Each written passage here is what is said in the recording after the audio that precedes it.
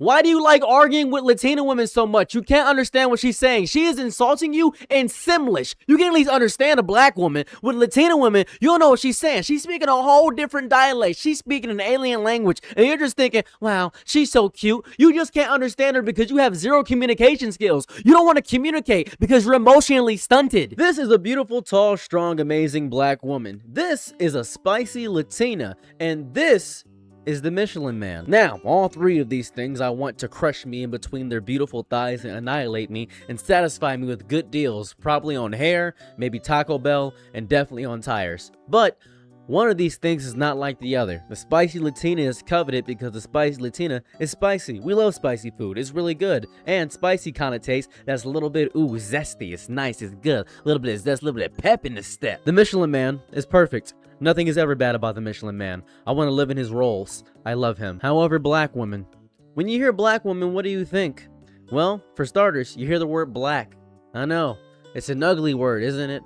Black. Black ice. Robs you of your balance. Who even likes that word? Disgusting, right?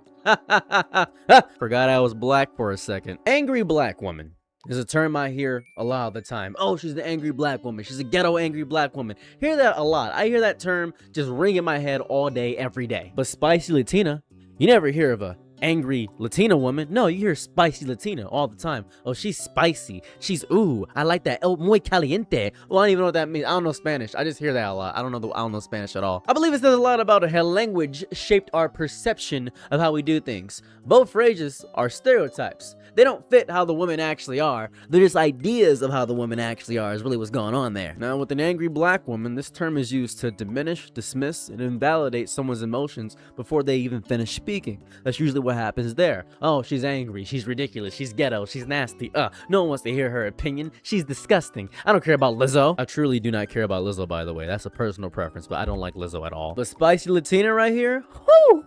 That's flirtatious. It's passionate. It's attractive. Even when describing very similar behavior, it's the exact same behavior. Neither label is fair to the women it describes in any capacity, but they carry very different cultural baggage when it comes to the statements. The words these people choose are rarely accidental. These phrases reveal what society has decided is desirable and what it has decided is threatening. Black women are threatening. But this Taco Bell Latina, this spicy Fiesta Bowl, I'd like me one of those. They're cute, like a little chihuahua. Oh, they're not gonna hurt me that much. They're small and desirable and lovely. I love that. A thick Latina girl? Everybody wants a thick Latina. Am I right, fellas? Come on. Where are the boys at? Where are the boys? With angry black women, that is the vocabulary of sheer dismissal. She's angry. She has no credence in her words. With the other language, that's exoticization. That is the language, and it can emerge from the same root system.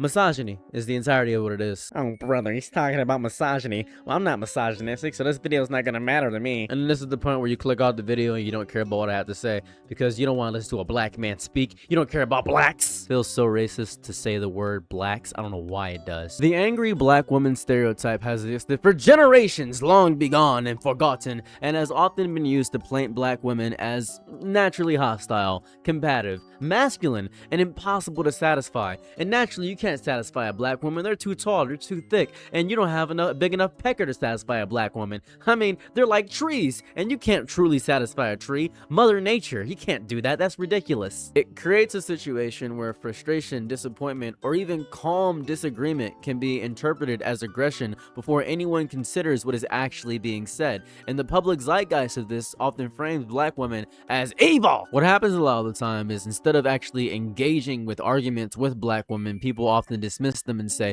oh, she's being too hormonal, she's being masculine, she wants to be like a man, only men can get angry. It's very dismissive to the entirety of what it is when they're actually being very reasonable. People engage with the stereotype instead of the person. Oftentimes with black women, these labels become a bit of a shortcut to circumvent all the bigger issues that come systemically with just talking about people as general. We should just be talking about humans. If we were power scaling races and sexes all together, I would put white men at the tippy top and then black women at the bottom just by how society views them.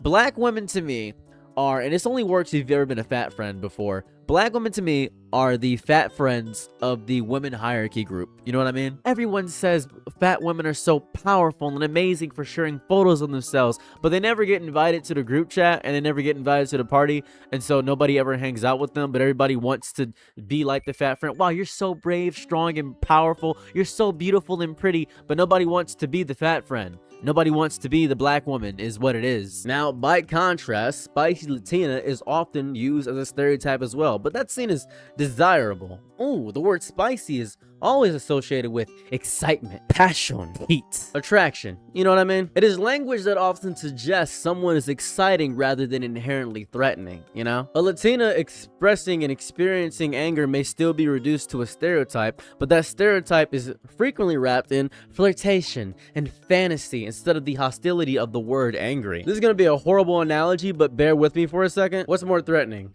A booba getting mad, let me use a thing people know, a Teletubby getting mad, or the Hulk getting mad? I got one better. I got one way better. Hold on, I got one way better. Would you rather eat at Taco Bell or KFC? That just feels racist. That just feels... Nope, this works. I'm gonna use this. It's a drunk night out, 2 o'clock in the morning. You're going to Taco Bell. Your friends are saying, let's go to Taco Bell, guys. Taco Bell's so good because Taco Bell has spicy food. It's more desirable. No one wants KFC. It just feels racist to say that, but it just makes sense that way because people think that it is inherently worthless to get KFC at 2 o'clock in the morning when there's more heartier meals for that. It just feels better to get KFC for me. I don't know. With Latinas, their emotional hostility can be romanticized rather than automatically treated as something to fear and cower in. I mean, that doesn't make the stereotype harmless. Obviously, it harms everybody involved, but I'm telling you this right now, people love a spicy Latina. Best way I can describe it is that one woman, the black woman, is seen as dangerous, and the spicy Latina is just seen as dramatic, you know? One is simply punished for her intensity, and the other is consumed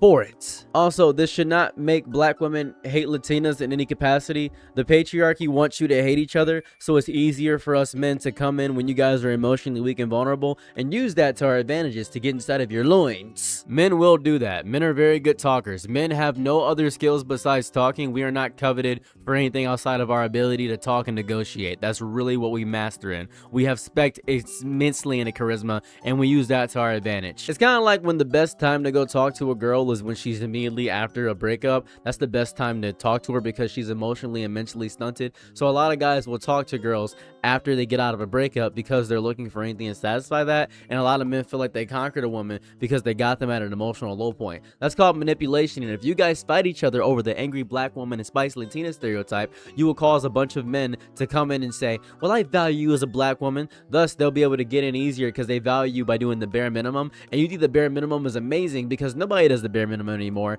and thus you've lost the game. You don't want to lose the game. I think this contrast is really important because stereotypes also influence expectations. If someone has already been taught to associate black femininity with aggression and Latina femininity with passion, the woman displaying identical emotions may receive completely different reactions just based on the stereotypes alone. One person's frustration may be interpreted as dangerous and excessive and ridiculous, and why are you doing this? This is dumb. You should be strong and amazing and brilliant. You should always be able to handle anything because you're a strong, resilient black woman. You're just being angry for no reason. That's disgusting. And a Latina is cute. Aw, you're so spicy. You're angry. This is cute. Oh, this is great. These perceptions are tied to broader historical ideas about race, gender, femininity. Why I want to sleep with Mr. Clean so deeply. Maybe it's because he's bald and amazing, and I want to see his butt just move so tight in those white pants, and I want to get those white pants dirty, and he can make me clean. Maybe he'll pure my soul. Maybe he'll clean my soul. I'm not quite sure exactly. For decades, black women have often been denied the same assumptions of softness, vulnerability,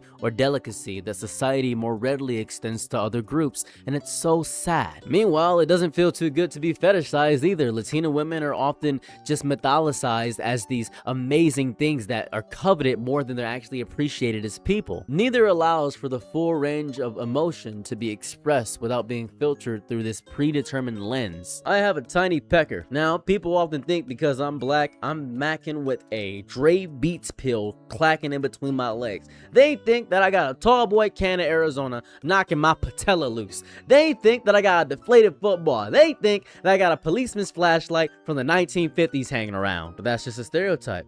You shouldn't go into stereotypes. What also agitates me is the fact that people just love arguing with Latina women for some reason. Why do you like arguing with Latina women so much? You can't understand what she's saying. She is insulting you in Simlish. You can at least understand a black woman. With Latina women, you don't know what she's saying. She's speaking a whole different dialect. She's speaking an alien language, and you're just thinking, wow, she's so cute. You just can't understand her because you have zero communication skills. You don't want to communicate because you're emotionally stunted. At least with black women, you can at least have a conversation, go back and forth, talk to them for some of that variety. I'm not saying that black women are better than Latinos or Latinos are better than black women. I'm saying you want to have the ability to turn off your brain when you're arguing because you're a child. The annoyingness of the competition that is pitted against women every single day is so actively stupid. Language has consequences because repeated descriptions eventually become expectations. If people constantly hear angry black woman, they will begin assuming anger before anything happens. These expectations affect workplaces, they affect classrooms,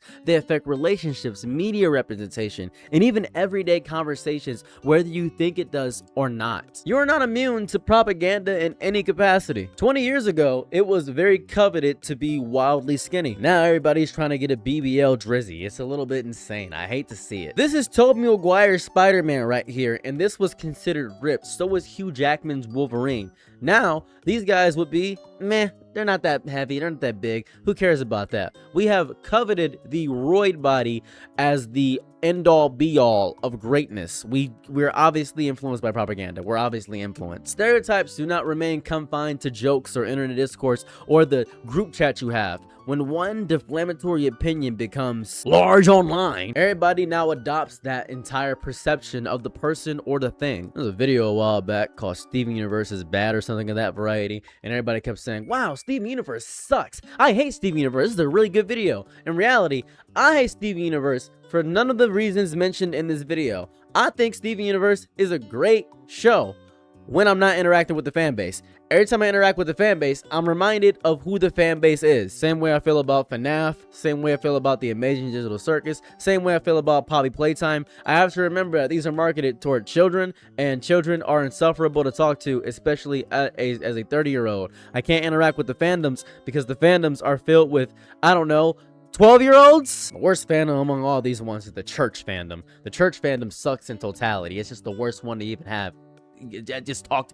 I hate the church fandom. Or would it be called the Bible fandom? Would it be the Jesus fandom? Maybe the Yahweh fandom? I'm not sure exactly which fandom it will possibly be. These also influence hiring decisions. They influence disciplinary actions. They influence romantic dynamics and the way women are treated in moments of genuine distress. That's why if you've ever been a woman in the hospital, you know for a fact, especially a black woman in the hospital, you know for a fact that you have to just make sure they know you're in pain. They have to make sure that you gotta make sure that they know you are in deep pain. The stereotype is such an important thing to coalesce, and so many people don't understand what it means. It just agitates me deeply. None of this means every person consciously thinks this way. This is a very subconscious thing that happens when you hear these words over and over again. Same example with the BBC. Same example when you see a white guy and you feel threatened. Same thing when you see a smart Asian person. Same thing when you see a black woman, you think she's angry. It's the same exact thing. It doesn't mean every black woman or Latina has the same experience either. People's lives are shaped by countless factors beyond race or ethnicity, but examining how certain labels have historically used I'm trying to say words here, have been historically used helps examine why some phrases carry different emotional weights. It is possible to recognize that both stereotypes are limiting while also acknowledging that they have been applied in identical ways or produced identical social consequences. The weights of one stereotype is not the weights of the other. The damage is not even close to distributed evenly throughout the entire zeitgeist. The suffering is also not interchangeable. I don't want people to think that we should replace that stereotype with another or make it seem like, oh, when a black woman's angry, she can also be spicy. Let's be progressive that way. Yeah. No, it should be the fact that humans get angry and mad, and it's different for every single person. No one has it easier than the other one. It should be questioning why women from different backgrounds are so often reduced to simplistic labels in the first place. People deserve the freedom to be frustrated without them being stereotyped, passionate without being fetishized, and emotional without having their humanity questioned, and feminine without having that femininity defined by someone else's assumptions. That would be phenomenal. Wouldn't that be great? The healthiest conversations happen when individuals are treated as individuals, you know? But hey, I'm just some random black guy on the internet. You don't care about my words, voices, or opinions in any capacity. You just want to see me dance, move around, and groove, don't ya? Well, I've been yammering on enough. I just wanted to rant about spicy Latina and black women and things of that variety. That's really all I wanted to do. So with that being said, thank you so much for checking out my video. If you want to see more comments similar to content, oh my god, can I say words? If you want to see more content similar to this one, you can go ahead and like, comment, and subscribe. I post 2 videos every single day. Wow, isn't that so fun? You know what really motivates me? You! Going to my Patreon and giving me $1 a month for absolutely nothing besides these 2 videos a day, so I don't stop ever. Patreon is in the top comment, and if you want to see me play video games or talk about Reddit stories while sitting down, I have a channel right here on the right, Cyril's Plays, where I play video games, and I have a channel here on the left called Cyril's Side Thoughts, where I tell Reddit stories and reread them and give my opinions on them, if you're curious about anything of that variety. This channel is really just for everything else, and I mean everything else. With that being said, I'm out. Peace.